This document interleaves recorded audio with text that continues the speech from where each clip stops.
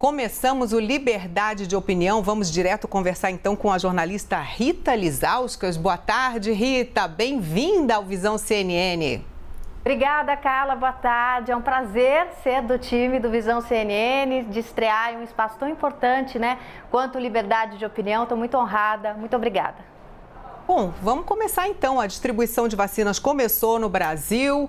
A gente lembra que, por enquanto, o país tem na mão 6 milhões de doses da Coronavac, porque aquela vacina de Oxford, que vai vir da Índia, ainda não tem previsão de chegada, assim como os insumos, né, o material necessário para que o imunizante seja produzido pela Fiocruz aqui no Brasil. Nesta manhã, em reunião com os governadores, o ministro da Saúde, Eduardo Pazuello, afirmou que a imunização começa ainda hoje no Brasil. A gente acompanhou durante todo o dia ali os aviões sendo carregados e enviados para os estados. Vamos ouvir o que disse o Pazuello. Eu coloco à mesa, se houver qualquer outra ideia a gente reformula, que hoje ainda, nós distribuiremos todas as vacinas aos estados. Todas. A gente pode colocar a ideia de hoje, ao final do expediente, já os estados começarem no município principal lá do estado a vacinar. Com isso a gente adianta um dia. Cada dia é importante. E eu acho que a gente pode começar hoje, ao final do expediente. Bom, Rita, na sua avaliação, há condição logística para que os estados e municípios comecem essa aplicação ainda hoje da vacina? E o ministro Pazuello, que ontem afirmou que a vacinação começaria na quarta-feira, né? Seria esse o dia D. Será que ele cedeu aí à pressão dos governadores? Bom, Carlos, o vice-presidente, na verdade, o ministro da Saúde, ele antecipou, né, o Pazuello, porque ontem o governador de São Paulo, João Dória, nadou de braçada, né, e transformou o tal do dia D, que a gente não sabia quando ia ser, né, em dia do Dória. O que deixou o governo federal, #chateado, os governadores também.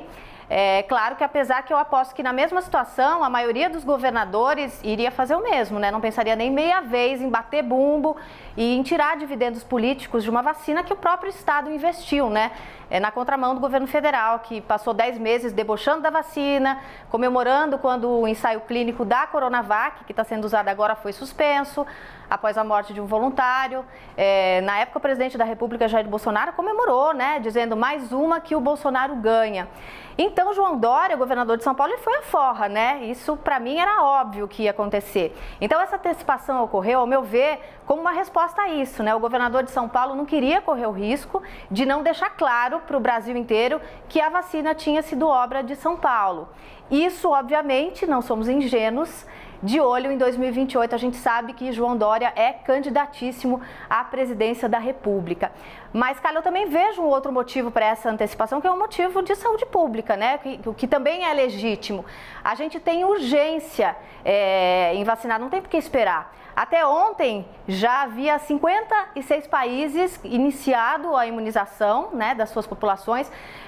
O Brasil é o terceiro país do mundo com mais casos de coronavírus. Somos o segundo em mortes em todo o mundo. 209 mil pessoas morreram no país. Foi de Covid mesmo, não foi de nada além disso. Então, eu acho que teve também essa motivação de saúde pública. Agora, sobre a logística, não está claro, né? Cada governador está fazendo o que pode. A gente viu aí o Rio de Janeiro tentando receber as vacinas. O Rio de Janeiro, que é aqui pertinho do lado, você até fez uma brincadeira, né? Se fosse de caminhão, tinha chegado mais rápido. Eu acho que parece óbvio que não vai começar a vacinação ao mesmo tempo nos 5.570 municípios brasileiros, embora a gente tenha expertise de grandes vacinações. Eu acho que nós vamos ver nos próximos dias, na verdade a partir de hoje, né, como é que os governadores e os prefeitos vão resolver essa logística. A gente está vendo essa dificuldade de enviar a vacina, cada um vai receber a um tempo. E eu deixo aqui algumas questões, né? 5 dias atrás, o próprio Ministério da Saúde tinha informado ao STF que 7 estados não tinham seringas para começar a vacinação. Daí fica a pergunta, esse problema já foi resolvido?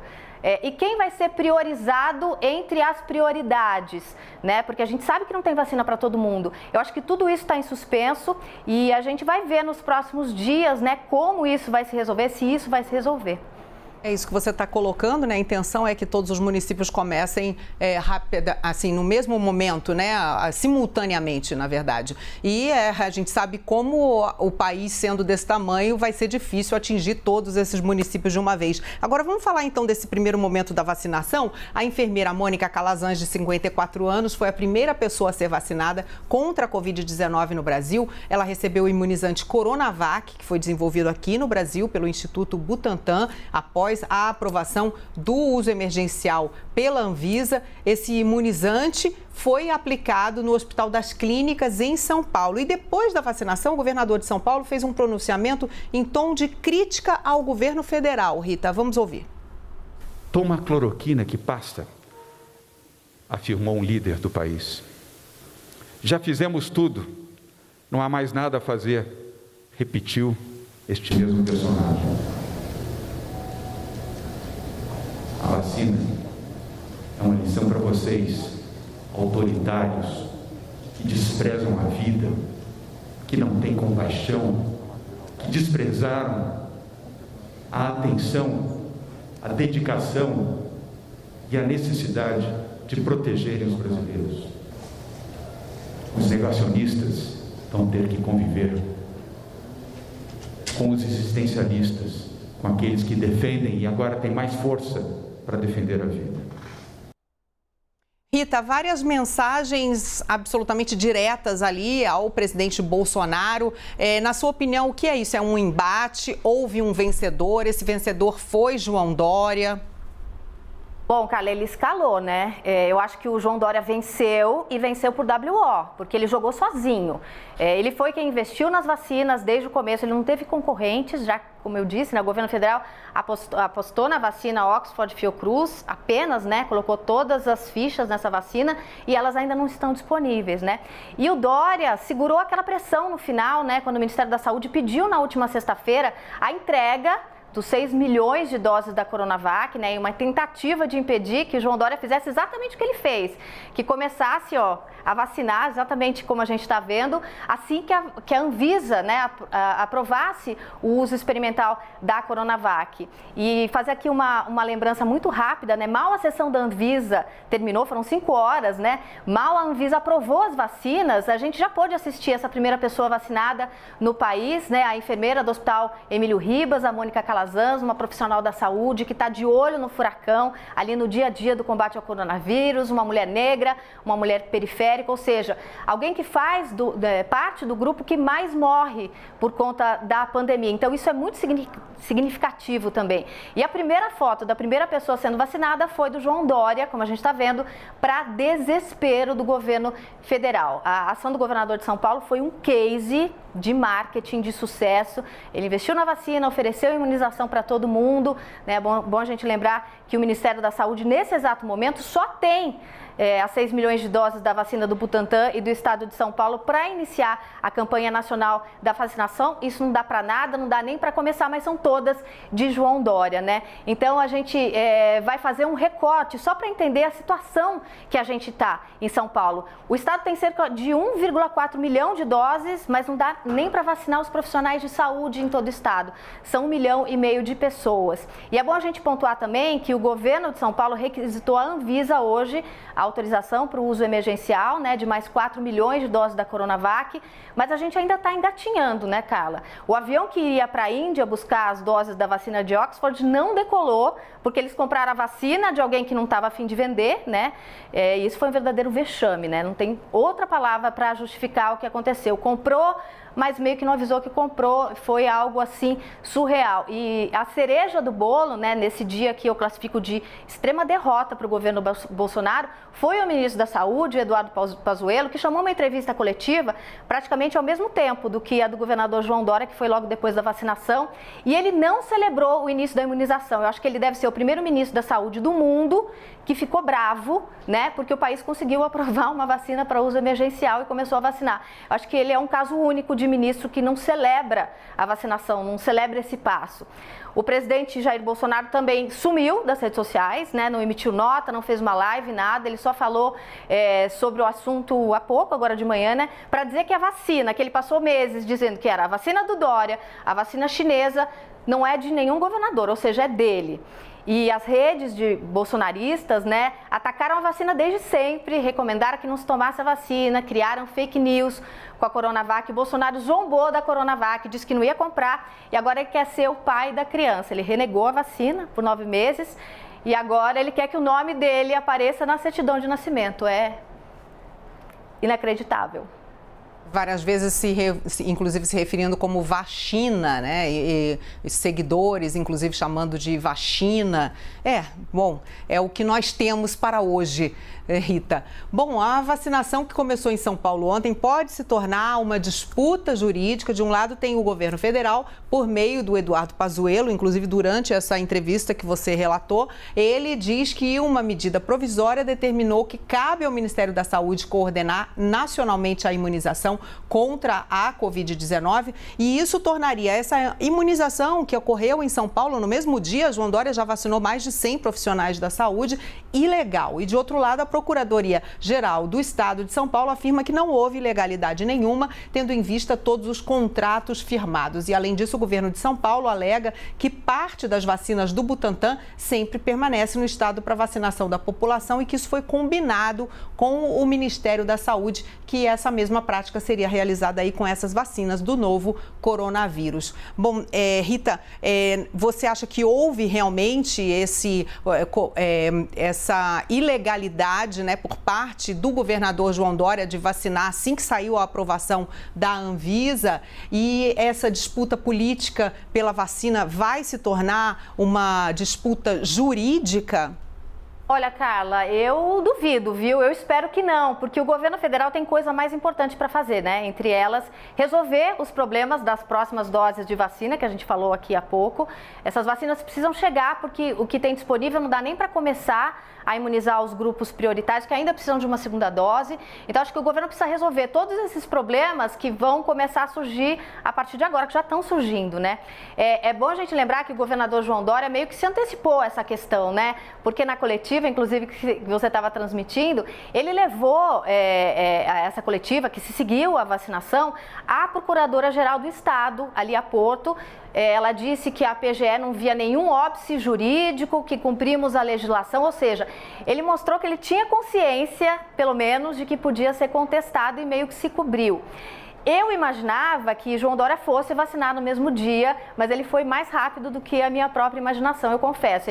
Ele mal esperou a Anvisa dar o ok, liberar o uso emergencial da Coronavac e da vacina de Oxford. Ele já estava dentro do Hospital das Clínicas, não aguardou nem a publicação da Anvisa para começar a vacinar. Mas eu acho que ele está longe de ter cometido crime, porque eu acho que crimes são outras coisas, né? Eu acho que legalidade são outras coisas. Eu acho que é ter deixado a pandemia rolar solta, é debochar de máscara, é debochar de isolamento social, isso eventualmente pode ser considerado crime, né? Crime é assistir esse cenário, é insistir que a culpa de tudo isso que a gente está passando é porque os governadores não fizeram o tal do tratamento precoce, ou seja, que a culpa desse caos é dos estados que não usaram a cloroquina, os medicamentos que pesquisadores de todo o mundo e do Brasil, inclusive, já comprovaram com pesquisas científicas que não serve para o coronavírus, que pior, tem efeitos colaterais. Então, eu acho que eventualmente crime seria gastar dinheiro com esses medicamentos, né, que não servem para nada, na verdade servem, né, no caso do medicamento lá da cloroquina serve para malária, né, mas não para o coronavírus. Então, em vez de gastar com vacina, que é o único caminho para tirar a gente da pandemia, ele gastou dinheiro com coisas que não fazem efeito, né. Eu queria fazer só uma continha rapidinha, uma estimativa feita por laboratórios farmacêuticos, o valor previsto para a saúde para o financiamento desses remédios poderia, por exemplo, comprar vacina, né? Podia comprar 15 milhões de doses da vacina de Oxford, 4 milhões de Coronavac, e isso sim poderia eventualmente ser mau uso de dinheiro público. É muito mais preocupante, na minha opinião, do que essa antecipação da vacinação que já estava atrasada, né, Carla? Rita, a Procuradoria-Geral da República deu 15 dias de prazo para o ministro da Saúde, Eduardo Pazuello, explicar por que ele não agiu para garantir o fornecimento de oxigênio para os hospitais de Manaus, mesmo tendo sido avisado por diversas vezes, com pelo menos 4 dias de antecedência do problema da escassez desse insumo do oxigênio. O governo federal afirma que o total estimado de recursos enviados ao Amazonas em 2020 foi de mais de 18 bilhões de reais. O repasse só para a saúde foi de 1,9 bilhão e desse total mais de 650 milhões de reais exclusivamente para despesas relacionadas ao combate da Covid-19 no estado. Bom, houve ou não omissão por parte do Pazuello e o investimento aí apresentado pelo governo federal foi suficiente para que o governo do Amazonas tivesse em mãos a forma de evitar que se chegasse a esse problema tão grande? Quem são, na verdade, os responsáveis por esse colapso na saúde do Amazonas? Esse plural foi bem colocado, viu, Carla? São responsáveis, né? Houve omissão, inclusive do governo federal, né? O ministro da Saúde, Eduardo Pazuello, ele foi avisado 4 dias antes da falta de oxigênio por várias pessoas, entre elas integrantes do governo do Amazonas, pela empresa que fornece o produto e até mesmo por uma cunhada que falou para ele ali informalmente: tem um familiar meu sem oxigênio em Manaus, nem para passar o dia.